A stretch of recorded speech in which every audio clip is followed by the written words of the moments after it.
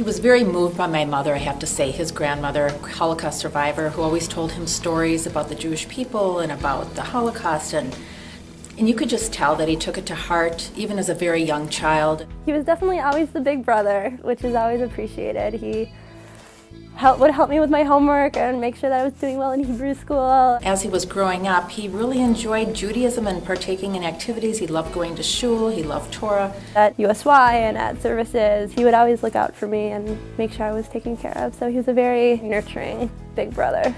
During his training for his bar mitzvah 3 years before, he had learned everything he needed to learn within the first year. So then he continued to go on and learn more, and when it came to his bar mitzvah, he did all 7 aliyot, which was, the synagogue told us, the rabbi and the cantor couldn't believe it. They thought that was just amazing that he took the initiative to do that, and he did a really nice job.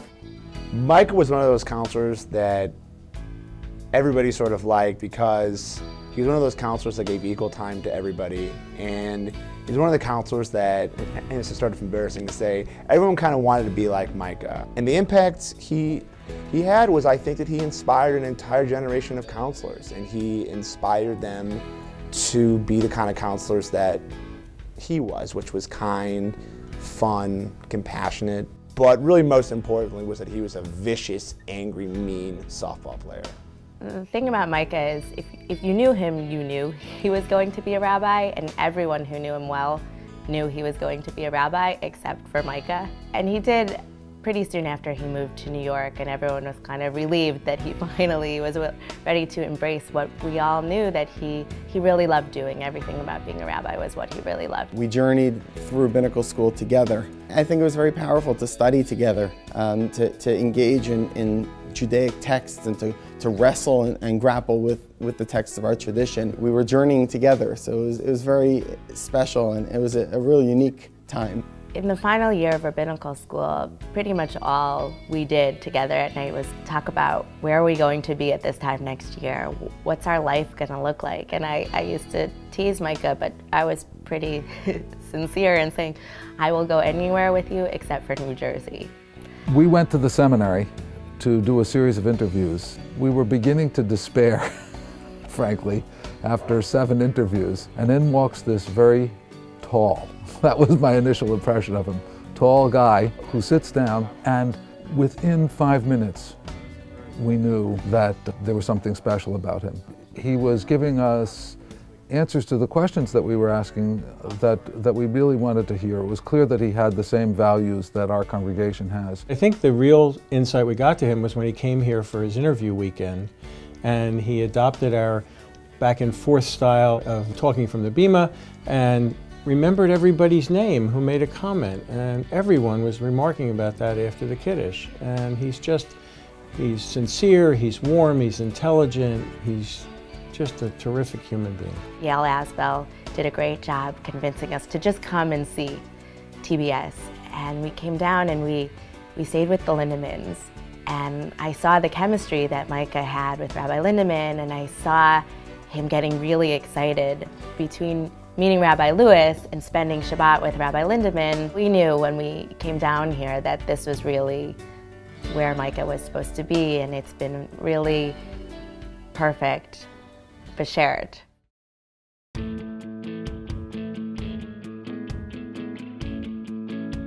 This is unprecedented. In my 5.5 years in this job, I have never heard a bad word about him. No one has ever said, boy, that Rabbi Peltz. He's always right there whenever I need something. He's always right there leading the way, knowing what to do, knowing what to say, with great ideas and with great passion. There's so many times when he brings an insight, he brings text from Talmud or Midrash, an interpretation, an understanding of the text that just wows me. That means that I'm learning too on that particular day. Every year, for 5 years now, he and I have gone on the confirmation class trip to Israel. It takes a lot to lead that trip, I think, and he does it beautifully.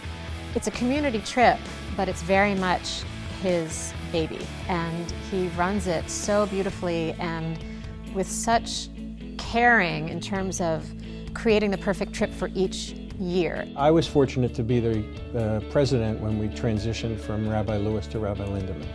And because of the 2 people involved, that went extraordinarily smoothly.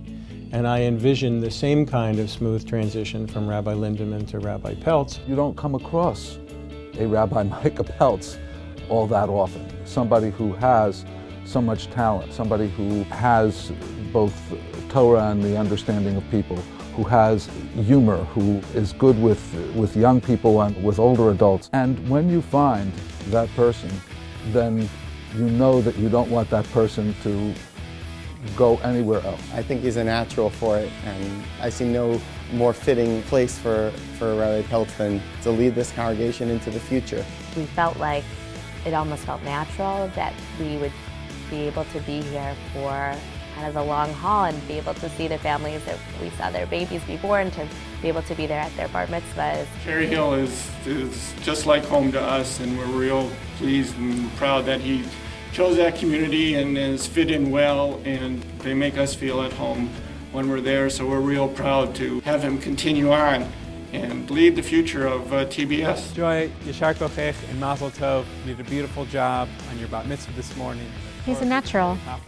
I think he's a great leader to take TBS into the next decades, whatever his time may be.